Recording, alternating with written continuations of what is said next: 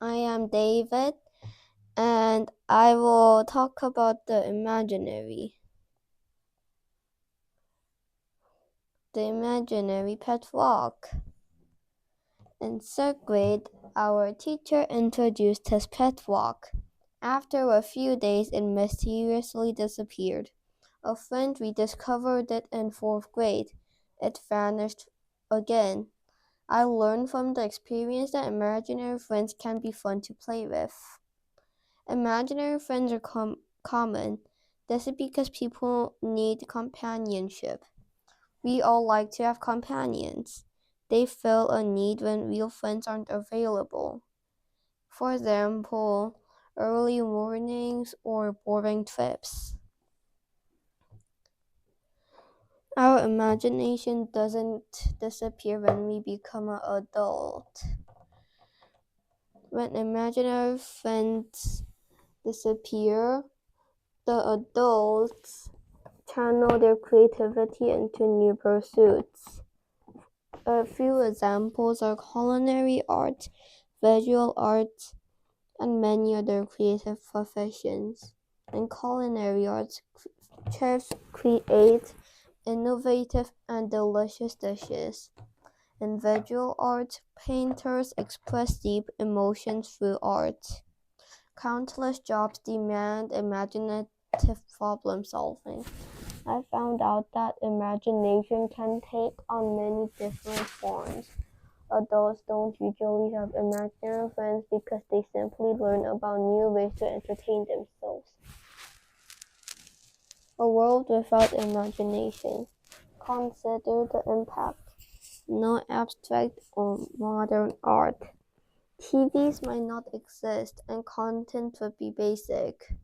There would be nearly no scientific breakthroughs and human progress would be limited. Because Einstein's thought experiments were performed in his head without imagination,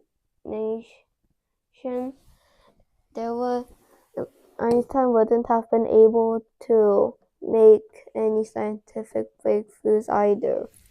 I found out that imagination is vital for our survival. Kids and imaginary worlds. Kids reinterpret scary things into comfort.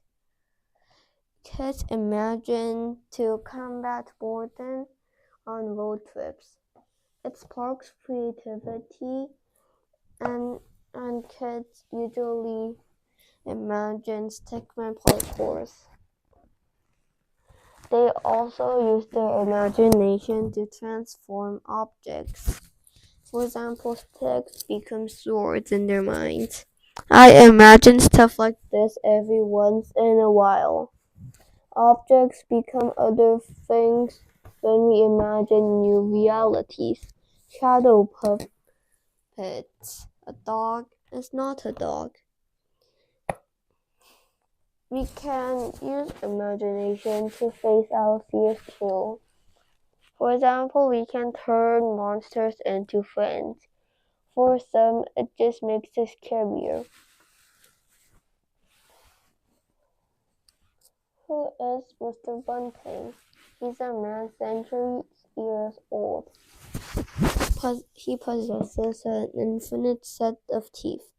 He uses his teeth to eat imaginary friends.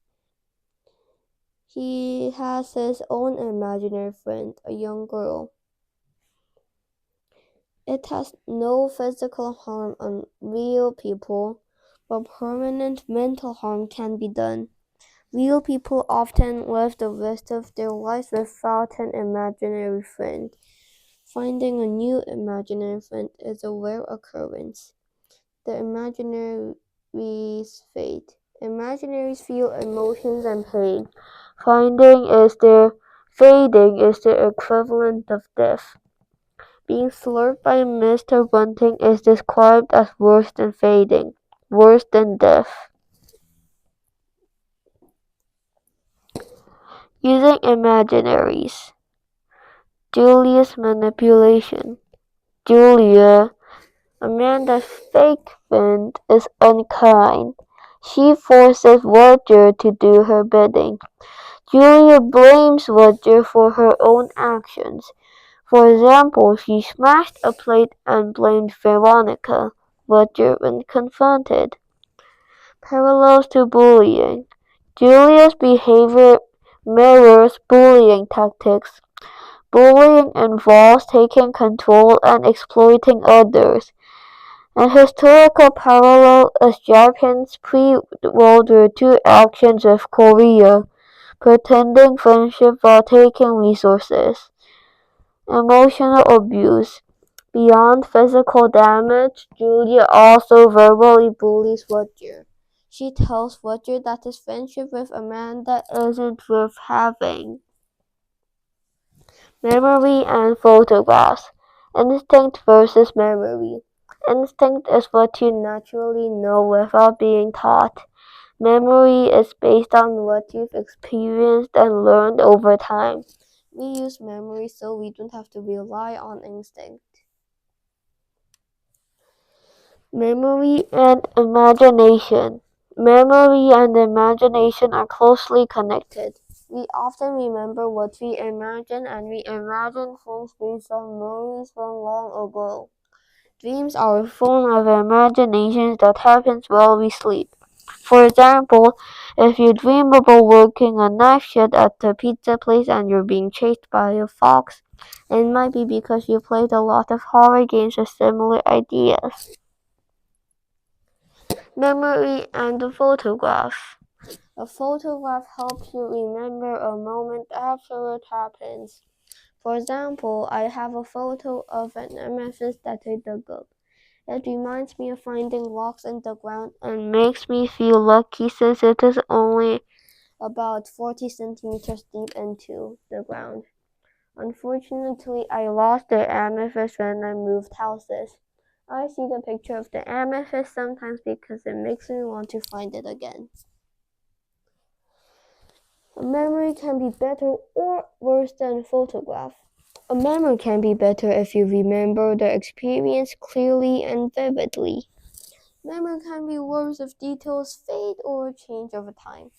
Memories include more senses. You can remember smells, sounds, feelings, and sights. Photographs only show what something looks like, without the full sensory experience. Conclusion. Imagination is a vital part of our survival. We need imagination to create things. Kids use their imagination to make friends while adults use theirs for new smarter ways to work.